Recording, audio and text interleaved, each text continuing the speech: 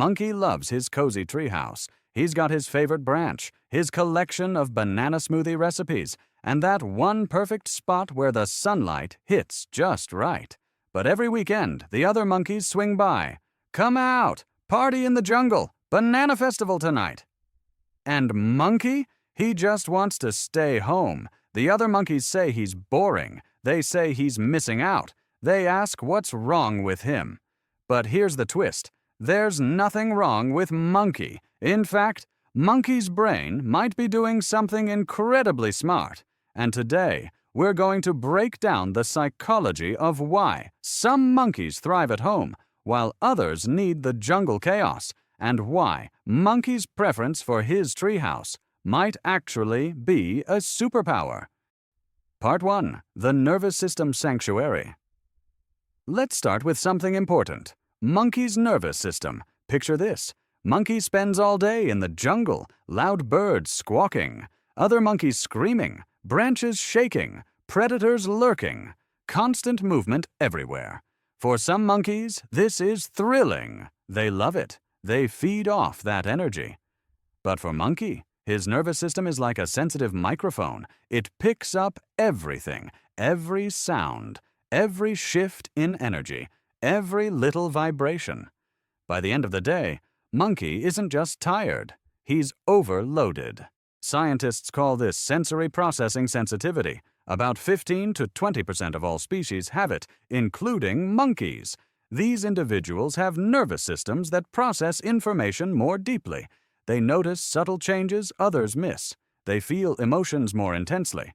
So when Monkey finally gets back to his treehouse, something magical happens. The noise stops. The chaos fades. His nervous system finally gets to exhale. This isn't avoidance. This isn't weakness. This is regulation.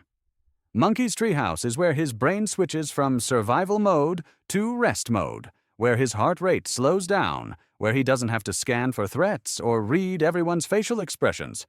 For Monkey, home isn't just comfortable, it's necessary. Part 2. The energy battery problem. Now here's where it gets interesting. Not all monkeys recharge the same way. Some monkeys, let's call them extroverts, have batteries that charge up when they're around other monkeys. Social interaction fills their energy tank. Being alone drains it. But Monkey, he's the opposite. Monkey has what scientists call an introvert battery. Being around other monkeys drains it. Being alone recharges it. Think of it like this. Every social interaction costs Monkey energy bananas. Small talk, 2 energy bananas. Group gathering, 10 energy bananas. Loud party with 50 screaming monkeys, 30 energy bananas. Plus, he's completely exhausted for 3 days. Meanwhile, solitude gives Monkey energy bananas back. Reading a book, plus 5 bananas. Watching the sunset alone, plus 8 bananas. Just sitting quietly in his treehouse, plus 3 bananas every hour. This isn't antisocial. This is energetically intelligent.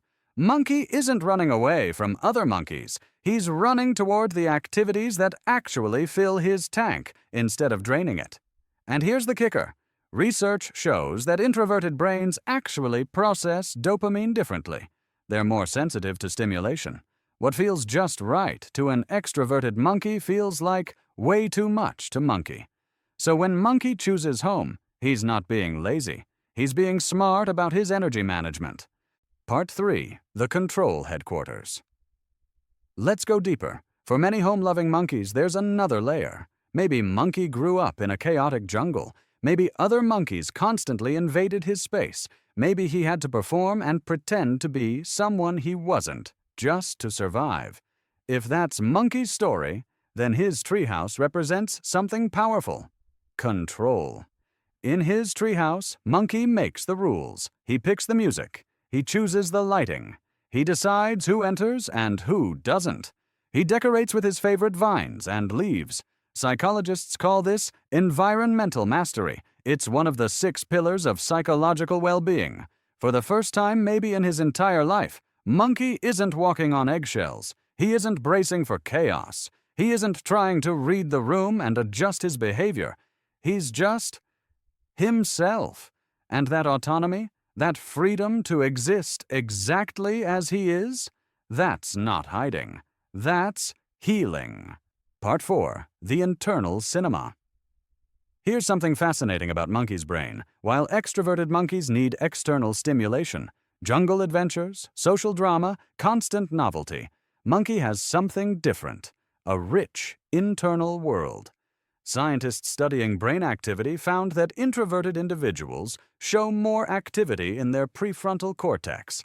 That's the part of the brain responsible for internal thoughts, planning, and imagination. Monkey's mind is like a cinema. It's constantly playing movies, generating ideas, exploring possibilities. He can sit in one spot for hours and never be bored, because there's an entire universe inside his head. He thinks deeply about conversations from 3 weeks ago. He replays scenarios. He creates elaborate fantasies. He connects dots between ideas that other monkeys never noticed. This is why creative geniuses throughout history were often homebodies. Isaac Newton, Emily Dickinson, Marcel Proust, Dr. Seuss. They didn't need the jungle's chaos because their internal world was already bursting with life. Monkey doesn't need to swing from tree to tree seeking excitement. The excitement is already happening inside his skull. Part 5. The Honest Question. But let's address the elephant in the jungle, or rather, the concern other monkeys have. Aren't you lonely?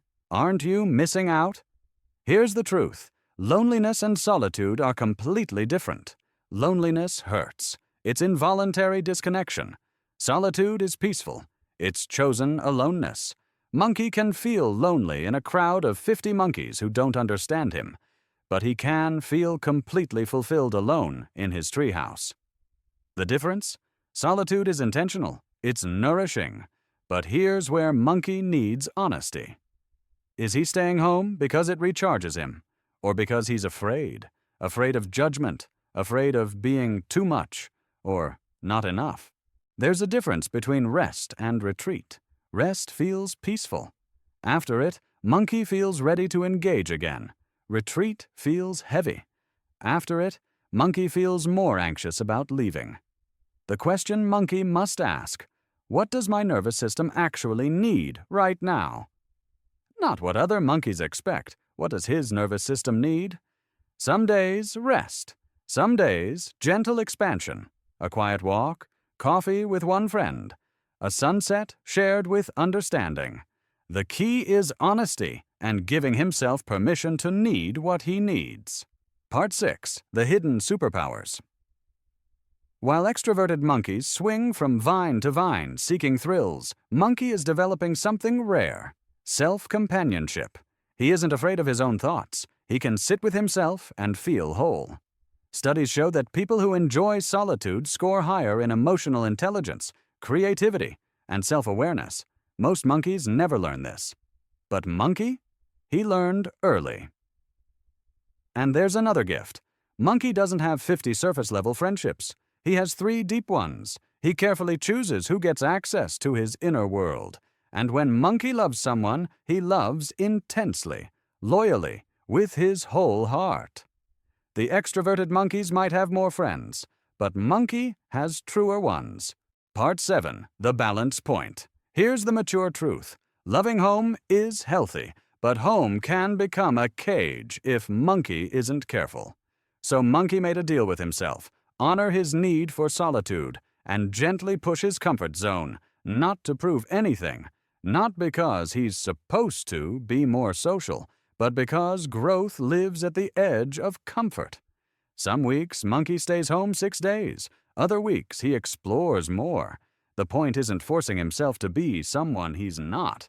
The point is staying alive and growing, not just existing in comfort.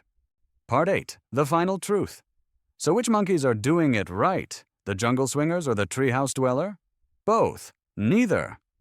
It depends. The real question isn't, should monkey go out more? It's, is monkey living authentically? If his treehouse is where he heals, creates, and feels most himself, and he still has meaningful connections and growth, then monkey is doing it right. The world needs monkeys who can sit still, who think deeply, who create beauty from silence, who love intensely with just a few. The world already has plenty of monkeys chasing constant stimulation. So if you're a homebody monkey, stop apologizing. Stop forcing yourself to be extroverted. Stop believing something is wrong with you. Your nervous system is smart. Your energy management is valid. Your preference for peace is a strength. The only question: what does my nervous system actually need right now? Ask it daily. Answer honestly. Honor the response. And remember, you're not missing out on life. You're curating your own version of it. And that, fellow monkey, is exactly how it should be. Share this video with your other homebody monkeys. They need to hear this. Monkey out.